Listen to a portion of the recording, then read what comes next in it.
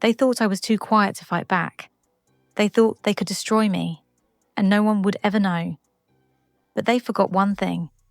A woman who's been betrayed by her own family doesn't stay broken forever.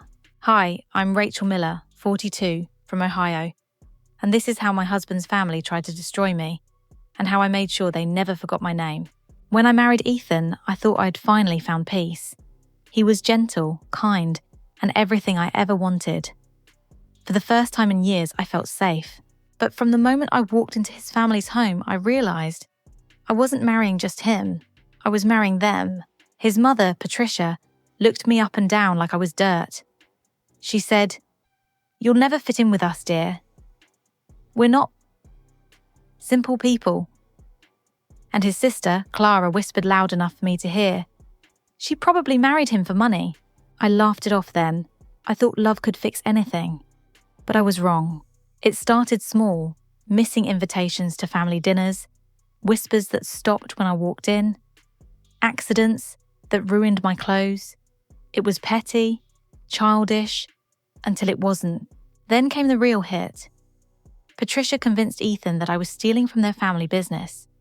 They staged fake invoices, fake texts, every piece of evidence designed to destroy me, and Ethan believed them. One night he came home, threw a folder at me and shouted, "How could you do this to us, Rachel?" I stood frozen. The man I loved didn't even give me a chance to speak. I tried to explain. I begged him to listen, but he just packed his bag and left. Back to his mother's house. I stood there in our empty living room. Years of love erased in seconds. I broke down for weeks. I couldn't eat. I couldn't sleep. But pain changes people.